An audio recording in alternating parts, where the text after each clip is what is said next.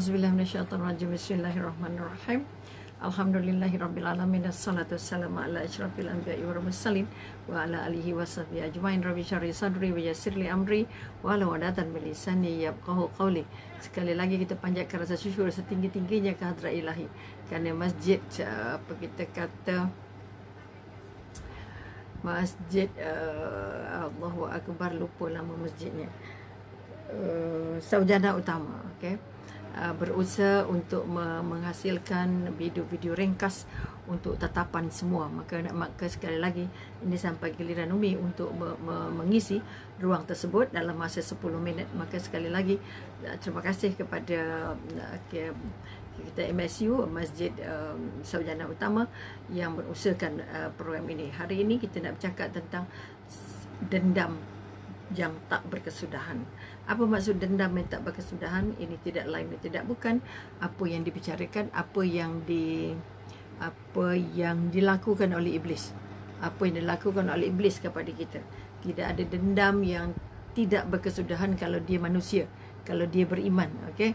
Kalau dia tidak beriman, maka dia banyak yang dendam. Maka dendam yang paling tidak pernah hapus, yang tidak pernah habis adalah dendamnya iblis kepada manusia yang beriman. Ini yang kita nak angkat. Maka sekali lagi kita kata syaitan sentiasa berdendam dengan manusia sejak dia dicampakkan dari syurga ke dunia. Ini kekuatan Allah. Dia bersumpah minta kebenaran dengan Allah untuk mengganggu manusia supaya menjadi temannya nanti di neraka. Ini yang kita paling takut. Oleh sebab itu kita kata senjata-senjata yang digunakan oleh iblis tidak lain dan tidak bukan ialah apa agak-agaknya.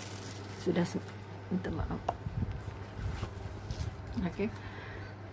Yang digunakan oleh iblis pertama bentuk hasutan, bentuk bisikan, okey, dan bentuk tipu daya. Sebab itu kita kata kalau kita surah An-Nas, allazi yuwaswisu fi sudurin nas, maknanya yang membisik sampai ke hati. Siapa yang bisik minal jinnati wan nas, artinya yang membentuk manusia atau membentuk jin. Maka bisikan-bisikan itu merupakan satu daripada senjata yang digunakan oleh iblis untuk mempengaruhi kita, Maka sekali lagi, apa yang nak dipengaruhi supaya kita tidak mendekati Allah, supaya kita menjauhi Allah, supaya kita terhalang daripada mengingati Allah. Okey. Ini kekuatan-kekuatan. Maka seberapa daya sebagai orang beriman, seberapa daya kita, okey, kita harus berusaha semampu mungkin untuk menyedari bahawa kita sentiasa diganggu, biasa dihasut, biasa dipengaruhi oleh iblis kalau kita tidak berwaspada. Maka sekali lagi, kalau kita melihat firman Allah dalam surah Fatir ayat 6, Allah menyatakan, okey, yang bermaksud sesungguhnya syaitan adalah musuh kamu. Okey. Maka jadikanlah dia musuh sebenar-benarnya dan dia hanya menyeru golongannya supaya menjadi penduduk neraka. Ini bermakna sekali lagi, iblis memang telah ditetapkan akan masuk ke neraka dan dia berjanji dengan Allah akan menghasut hamba Allah seramai-ramainya untuk menjadi teman kepadanya. Sebab itu kita kata menurut Yahya bin Mu'az, okay, Ar-Razi, kata dia mengatakan syaitan itu tidak bekerja sedangkan kamu sibuk dengan pekerjaan. Apa kerja syaitan? Dia tak ada kerja untuk diri dia. Dia bekerja untuk menghasut, itu kerja besar dia. Okey. Sibuk dengan pekerjaan dan berbagai urusan. Syaitan sentiasa melihat kamu sedangkan kamu tidak dapat melihat syaitan. Ini yang menyebabkan dia menang dan kita selalu kalah kalau kita tidak punya ilmu, kalau kita tidak punya kesedaran dan kalau kita tidak menjaga hubungan kita dengan Allah sentiasa dan melalui ibadah dan kebaikan-kebaikan, dan kamu selalu saja lalai. Sebab itu kita dijadikan kita lalai, kita lupa dan melupakan jerat yang dipasang oleh syaitan, tetapi dia tidak melupakan kamu. Ini semacam kita katakan kancil ataupun kita kata pelanduk dengan jerat. Okay, pelanduk selalu, jerat tidak pernah lupa pelanduk, tapi pelanduk tetap selalu lupa jeratnya. Samalah juga dengan iblis. Maknanya kita ini menjadi buruan oleh iblis. Menjadi buruan bermakna kita tidak pernah dibiarkan sendirian. Tidak pernah dibiarkan sendirian tanpa diganggu Oleh itu dia iblis berjanji, aku akan ganggu mereka dari diri kanan, atas, depan, belakang, atas dan bawah. Ini janji iblis kepada Allah. Dia akan pastikan Allah benarkan dia buat. Tetapi Allah kata apa? Kamu hanya dapat mengganggu, dapat merosakkan hamba-hambaku yang tidak taat. Kalau yang taat tak dapat, yang bertakwa tak dapat. Jadi yang bertakwa maksudnya apa? Yang bertakwa, yang percaya ada Allah, pegang kekuatan Allah, percaya pada yang gaib, percaya pada ada akhirat, percaya ada pembalasan, dan kita percaya pegang Islam dan iman, rukun Islam dan rukun iman digarap setinggi-tingginya, seketat-ketatnya dengan ilmu, bukan hanya tahu tapi mengamalkan kekuatan-kekuatan itu. Maka dengan cara begitu, kalau itu kita kata Imam Ghazali berpesan kepada kita, okey, terdapat 3 cara yang dicadangkan untuk melawan, atau kita kata pun untuk menghadapi serangan syaitan ini. Apa yang pertama? Pertama, mempelajari taktik dan tipu daya syaitan.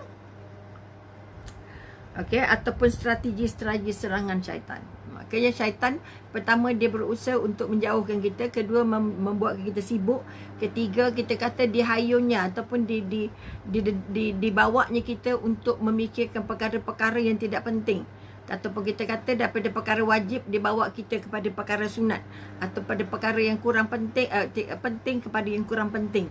Itu sebahagian daripada taktik yang digunakan oleh iblis untuk mempengaruhi kita. Kedua, dikata tidak memberi perhatian atau layanan kepada hasutan syaitan. Apa saja hasutan. Sebab itu zikir merupakan satu daripada vaksin yang harus kita angkat sekarang, sebab kita hari ini sedang diuji Allah dengan ujian yang sangat berat pada kita. Tapi ingat bahawa Allah kata apa? Nikmat aku seluas lautan dan ujian aku hanya sehujung kuku. Walaupun kita merasa berat, tetapi kalau kita menghadapinya dengan izin Allah, percaya dengan Allah, berpaut dengan Allah, menyebut nama Allah pada setiap masa, berzikirlah kepada aku ketika berdiri, ketika duduk dan ketika berbaring. Ini bermakna tidak ada ruang yang kamu boleh tidak berfikir, tidak berzikir. Maka zikir itu merupakan sebahagian dari pengukuh-pengukuh iman.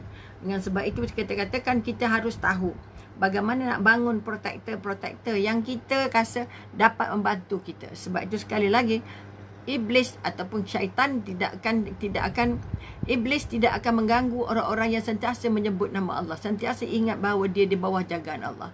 Dan sebab itu kita katakan,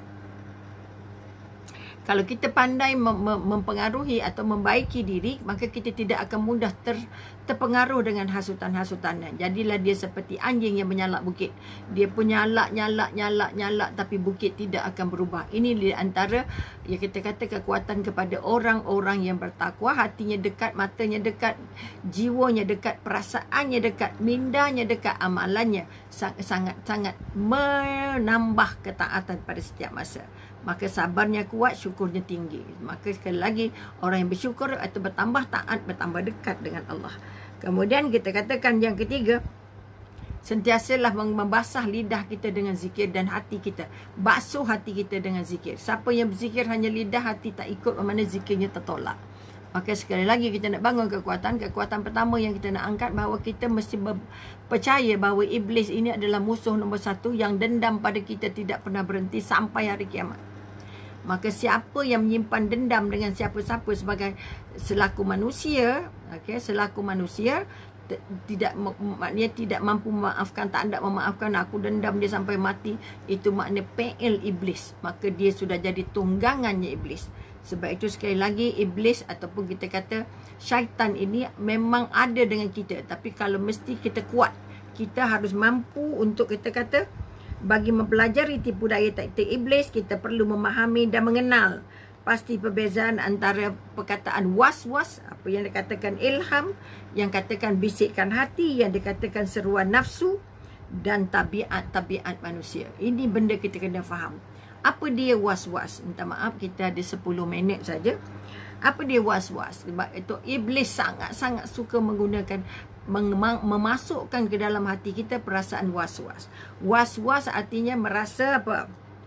Sebab itu kita katakan was-was adalah anak panah yang dilepaskan oleh syaitan ke dalam hati manusia, lalu bersarang di hati. Was-was juga mampu menguasai bisikan hati nurani ataupun lintasan fikiran manusia. Bila was-was, banyak benda yang salah, banyak benda yang kalah, banyak benda yang kita akhirnya kelabu.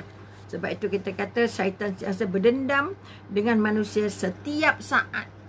Setiap saat dia memerangi manusia. Kita tak nampak dia, dia nampak kita. Itu masalahnya. Membisik, menghasut, menggoda dan menipu daya. Maka kita kata manusia yang mengerjakan ibadah kepada Allah. Okay? Manusia yang biasa mengerjakan ibadah kepada Allah adalah orang-orang yang paling dimusuhi.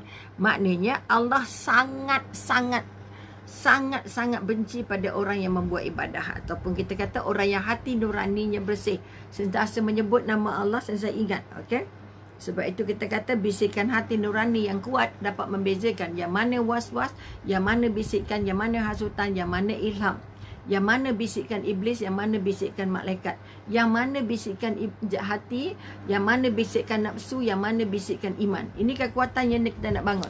Kalau iman yang berbisik, pasti iman itu membawa kepada Allah. Kalau yang membisik itu adalah syaitan ataupun kita kata nafsu, maka sudah pastilah bahawa dia akan bawa kita pada untuk jauh Allah. Maka sebab itu kita katakan iblis sangat senang mempengaruhi kita melalui nafsu. Okey, sebab itu pengalaman sebagai kaunselor melihat walaupun di musim-musim COVID ini, tapi banyak kes-kes perzinaan berlaku yang dilakukan oleh orang-orang yang orang besar lah, kita kata orang yang jawatannya tinggi, gajinya banyak. Ini sebahagian daripada godaan-godaan iblis yang tidak mampu ditahannya sehingga terjebak kepada perkara-perkara yang paling menghinakan, bukan saja untuk diri tapi untuk keluarga. Maka sekali lagi, punca utama orang yang dapat menjadi mangsa yang bisikan iblis ini adalah mereka yang tidak merasa bahawa Allah itu dekat dengan mereka. Tidak dapat merasakan, tidak dapat membayangkan, tidak dapat meyakinkan. Sebab itu kita kata doa kita yang terangkat, yang paling besar pertama, ya Allah itu Engkau, kurniakan kami iman yang kukuh, ya Allah. Kurniakan kami hati yang khusyuk, ya Allah. Kurniakan kami ilmu yang bermanfaat, ya Allah. Kurniakan kami keyakinan yang kukuh. Dan yang kelima, kurniakan kami agama yang lurus. Jauhkan kami daripada segala ujian dan cabaran, dan jadikan kami tidak mampu tidak bergantung kepada sesiapa kecuali kepadamu, ya Allah. Ini di antara doa-doa yang diangkat oleh Rasulullah setiap hari bagi meyakinkan kepadanya bahawa dia sedang berada di tempat yang benar bersama dengan apa yang dikatakan, apa yang Allah redai, bukan apa yang dihasut oleh iblis. Maka sekali lagi, jangan lupa bahawa iblis dendam kita sepanjang hayat. Maka berhati-hatilah kita supaya kita tidak termasuk ke dalam perangkap iblis secara mudah. Maka sekali lagi, taati perintah Allah, ikut perintah Allah, jauh yang dilarang Allah. Mudah-mudahan kita tidak jadi buruan-buruan daripada iblis dan kita mampu untuk bertaubat andai kata kita tergelincir secepat-cepatnya kerana tidak ada taubat yang tertolak oleh Allah. Maka sekali lagi terima kasih pada Masjid Sarjana Utama yang mengusahakan video ini, dan juga minta maaf atas yang tak kena di mata dan di hati. Yang cantik hadiah dari Allah, yang tak cantik atas kelemahan Umi sendiri. Jadi sekali lagi, jumpa lagi insya-Allah di masa-masa akan datang. Wabillahi taufiq wal hidayah. Wassalamualaikum warahmatullahi taala wabarakatuh. Hati-hati, jangan pernah simpan dendam dengan sesiapa pun, kerana dendam merupakan satu daripada bola permainan iblis.